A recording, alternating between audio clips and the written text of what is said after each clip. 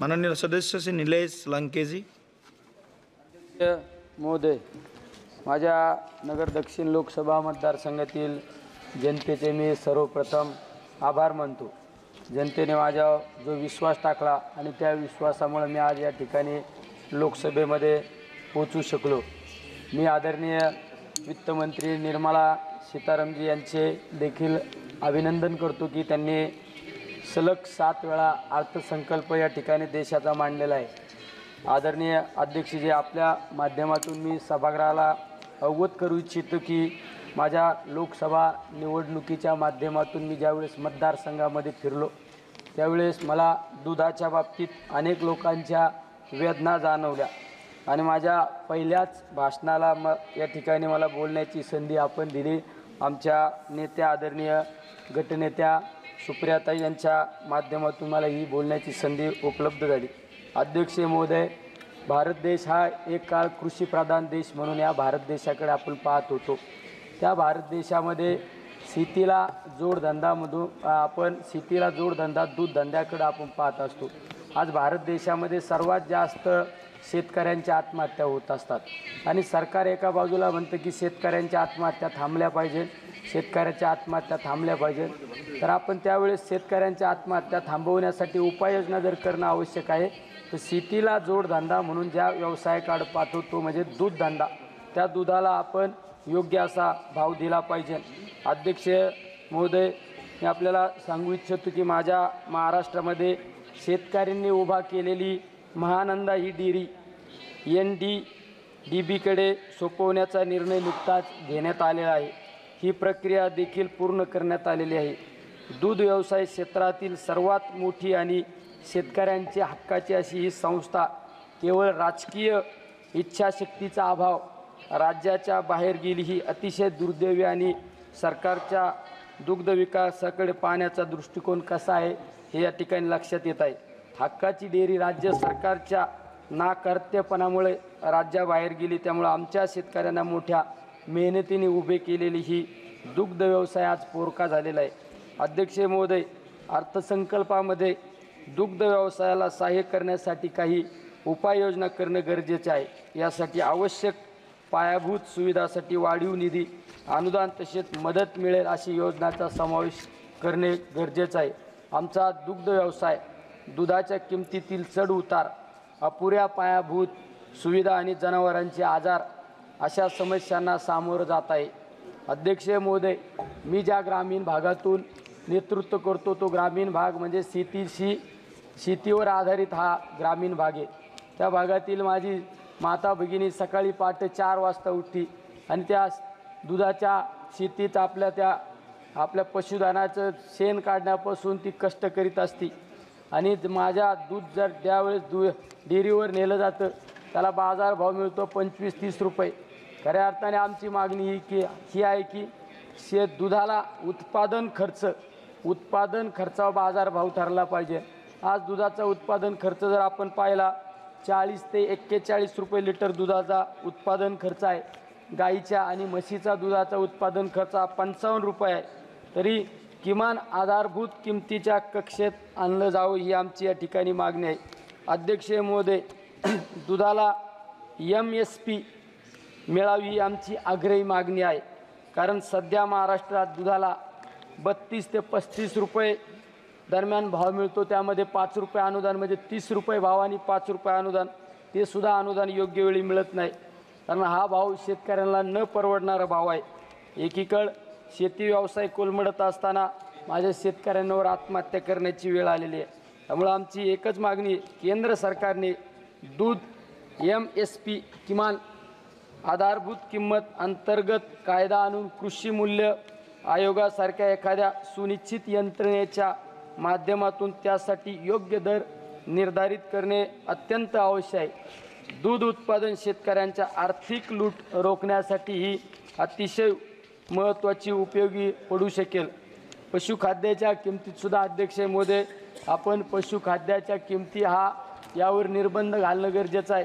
कारण एका बाजूला आपण पाहिलं जातं की दुधाचा भाव मार्केटमध्ये गेल्यानंतर त्याचा पगार आणि पशुखाद्याचे रेट वारंवार दिवसेंदिवस वाढत चाललेले. 4-5 वर्षापूर्वीचा कालखंड पाहिला तर डबलनी रेट त्या ठिकाणी वाढलेले आहे आणि पशुखाद्याची गुणवत्तासुद्धा तपासणं आवश्यक आहे.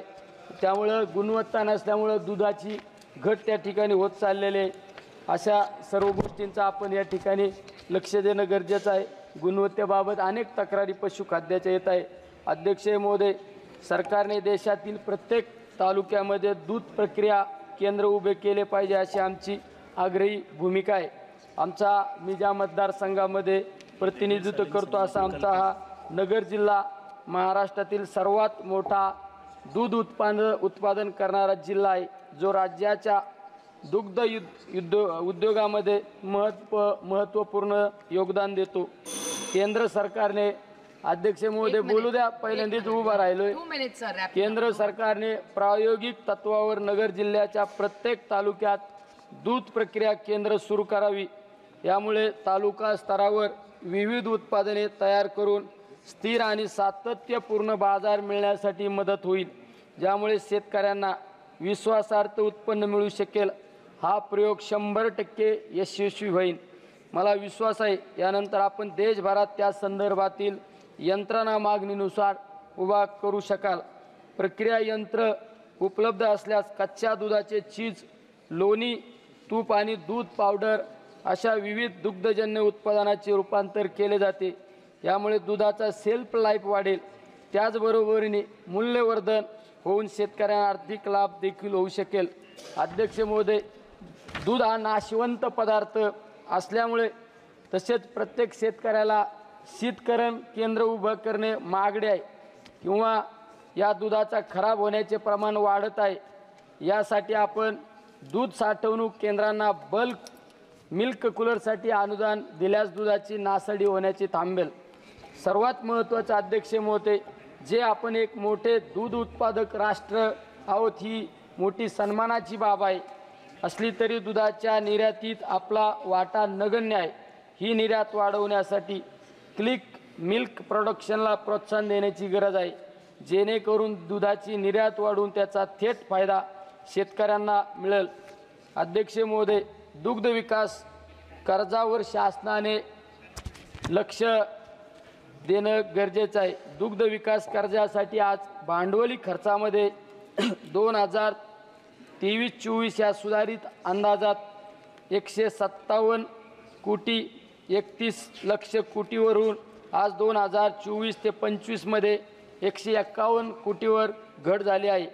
याचा अर्थ दुग्ध विकासाच्या पायाभूत सुविधा विस्तारासाठी कमी लक्ष दिले जात आहे. नाबार्डमधून दूध धंद्यासाठी कर्ज मिळते, त्यात आणखीन वाढ करणे गरजेचं आहे.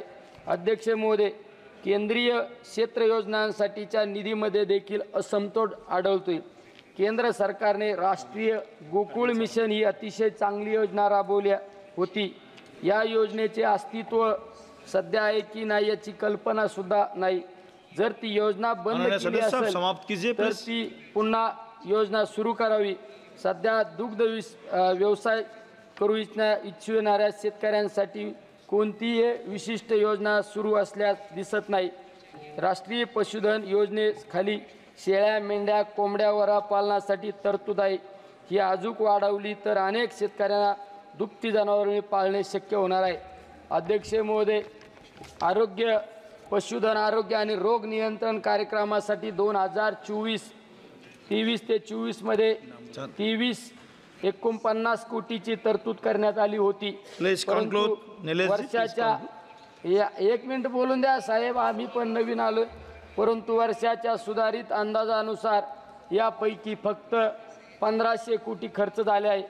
येथे एक अतिशय महत्त्वाची बाब शासनाच्या नजरेस आणून द्यायची आहे. नॅशनल कमिशन ऑन ॲग्रिकल्चर 1996च्या निकषानुसार दर 5000 जनावरांच्या मागे एक व्हेटरनरी दवाखाना किंवा पशुचिकित्सक असणे गरजेचे आहे. परंतु या निकषाचे पालन होताना दिसत नाही. सध्या सुमारे 1,07,000 पशुचिकित्सकांची गरज असताना केवळ 65,000 Honorable member Arvind Sawant ji. महत्त्वाचा माझा एक शेवटचा मुद्दा, आपल्या ज्या 30 seconds. शेवटचा अध्यक्ष Last, महोदय last. शेवटचा एक सगळ्यात मिनिट महत्त्वाचा मुद्दा आहे. दूध भेसळीसाठी आपण निर्बंध घालणे गरजेचे आहे.